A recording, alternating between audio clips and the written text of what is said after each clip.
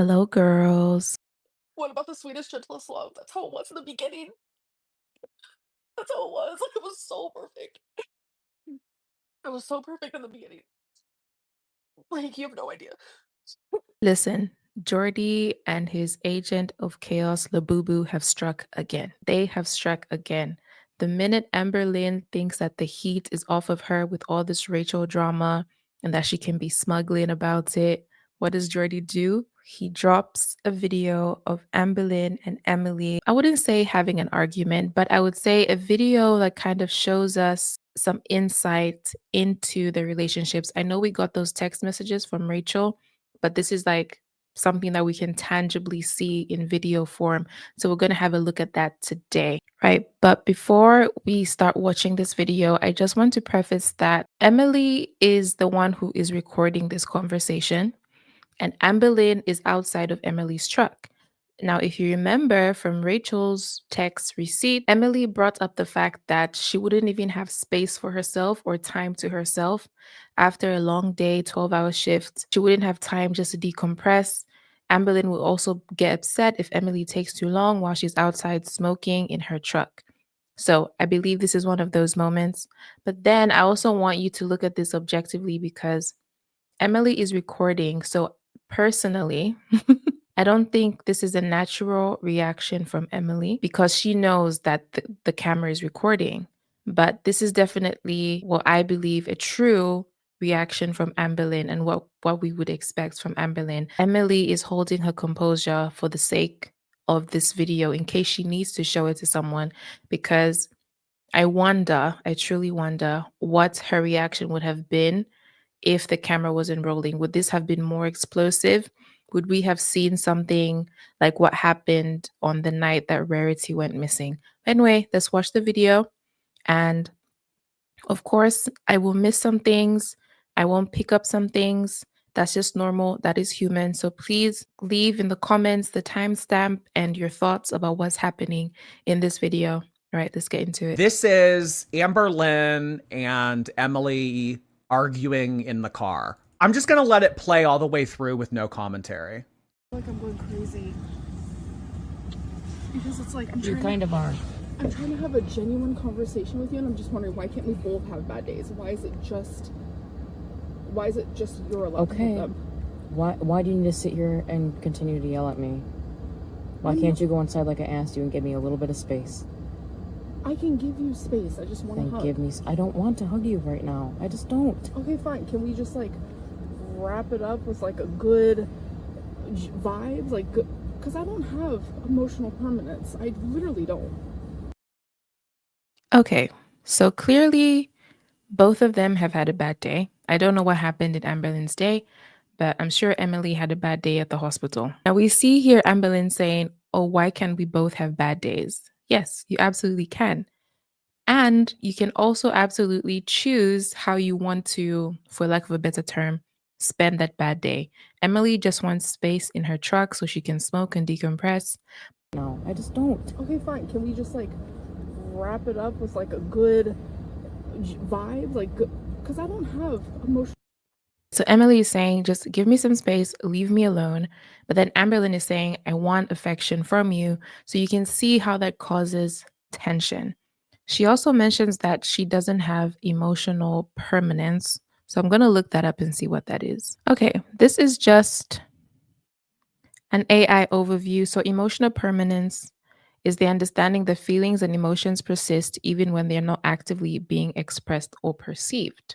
It is the ability to trust that loved ones still care about you when you are apart, and that your own positive feelings for them remain even during conflict. It's a crucial aspect of emotional intelligence and is often linked to object permanence, the concept of objects still exist even when out of sight. So Amberlynn is saying that she doesn't have emotional permanence, doesn't have the ability to perceive that Emily's feelings of love and affection are still present for her, even in this time where they're having a bit of conflict. She's not feeling secure, she's not feeling stable. She probably has trust issues. She doesn't have emotional stability because she thinks just because they're having a little tiff, that Emily's feelings of love and affection for her are no longer existent, which is a problem because that's like we read, like that's a sign of not having emotional intelligence. If Amberlynn was truly going to therapy, then her and her therapist would have worked through this, but obviously not. Vibes, like, because I don't have emotional permanence. I literally don't. Which means when I walk away... So I have to suffer because of that. No, I'm saying when I walk away, I'm left with what just happened. And that's what I firmly believe our whole relationship is based off of. I wonder what happened. It's like when I walk away, I'm left with what just happened. I wonder what happened in between there. So if you just tell me you love me... Okay, you don't need to explain your unhealthy way of thinking. Well, a little bit. It's a little unhealthy, I guess. You see where she said, well, because Emily says, you don't have to explain your unhealthy way of thinking. And she's like, well, so instead of saying, well, I have to explain it because of X, Y, and Z, she's like, well, she's focusing on the part that Emily said that it's unhealthy. It's like, well, it's not that unhealthy. It's just a little bit unhealthy. I just found that so funny.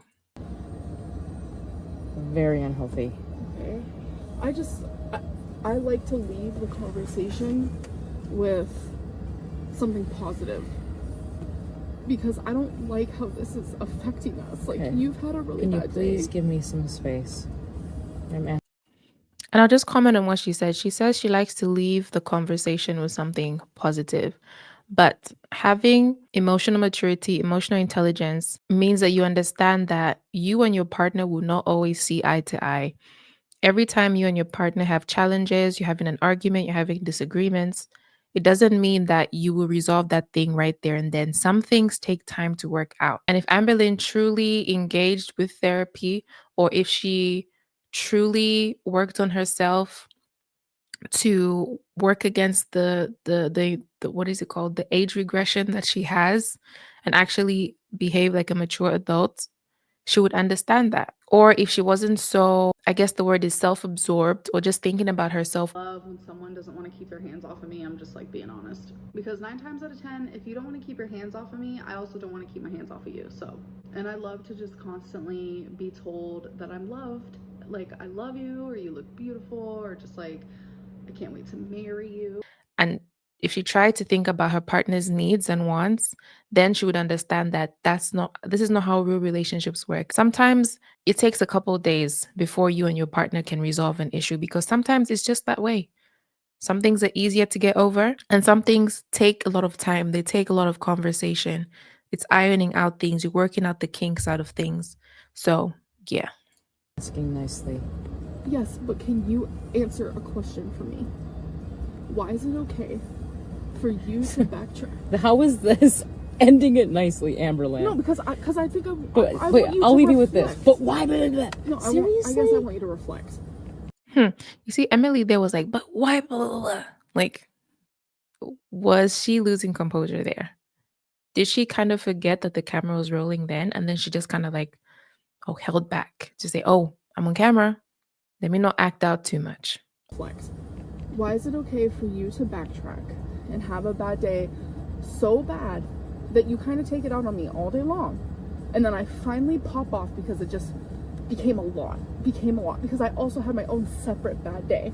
Okay, so earlier I was asking the question because Amberlynn said something to the lines of, I can't remember, but this led to what happened.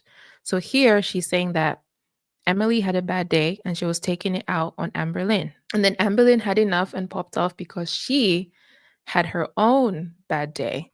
So I wonder if they had some kind of explosive argument before this in the house. And then Emily rushed out to her truck and then Amberlynn followed her outside because we know she does that. So why is it okay for you to have a bad day, but I'm not?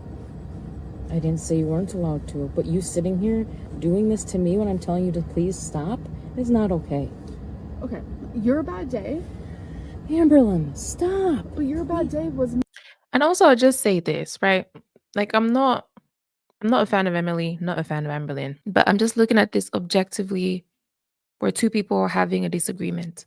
Amberlynn is asking Emily to reflect She's saying, I want you to reflect on the fact that why is it okay for you to have a bad day and it's not okay for me to have a bad day?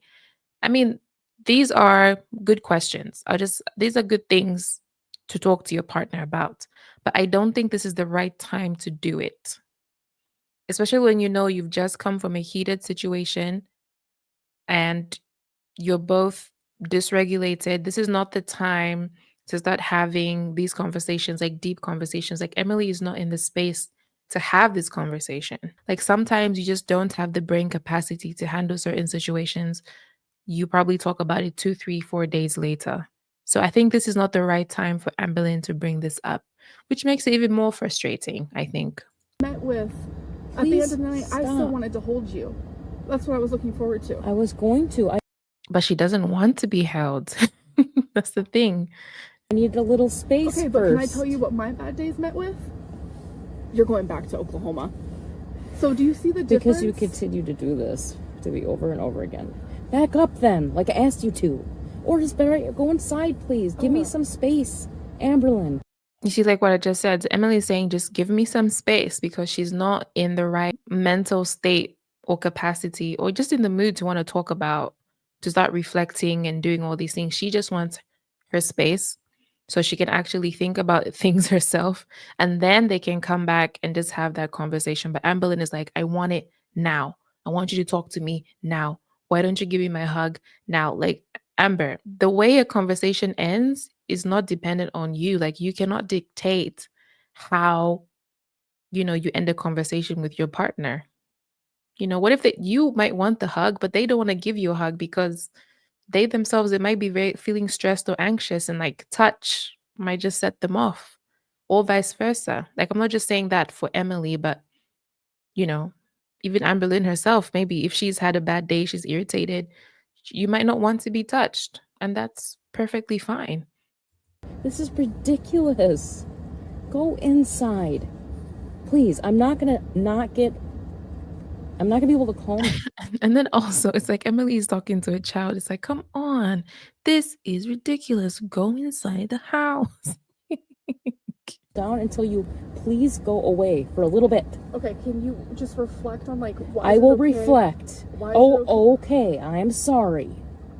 You see, it's like, okay. It's like talking to a toddler, like, okay, I'm sorry. I hurt your feelings. Yes, I will do as you asked me to do. Listen, anybody with a toddler knows, okay? Do you really want to break up? I don't know. I don't have time to space to think. Please go inside. You see, she says, I don't have space to think. Because Amberlynn is asking, do you really want to break up? But a good question, yes, but this is not the time to have that conversation. So the content of the conversation is good, some of it, but then this is just not the right time to have it. And she doesn't understand that because of the way she perceives relationships or the way she's had relationships in the past. And I think, when was that? I think that was wifey era where she used to brag, like, this is the most mature relationship I've been in. Absolutely not. That's why wifey left. Feline just dipped. Jade was like, see you later, I'm out. And Jade has not returned to Girl World. And I think Emily is finding that out too right now. Give me space. In this instance, not with everything else that we know. Please go inside and give me space. Can I have a kiss? I'm not here to hurt you, Emily. I just want you to love me. First of all, something aside from the video, I've just seen the super chat from Jordy's video. It says Amber's Portuguese knuckles. What the heck?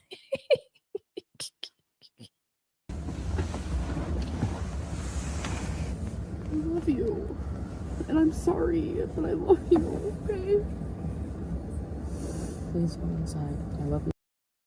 Like from the way that Amberlynn is speaking, it's like in her mind, I think she perceives relationships as like a rom-com.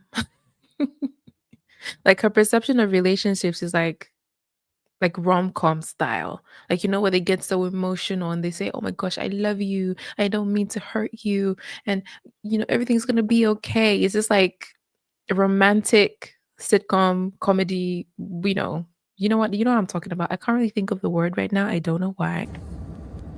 I know this shouldn't have happened. I'm fully aware. But I am getting better. And that's without help. And that's only in a few days. I just want you to think of the positive things. Okay. I just feel bad. I'm sorry.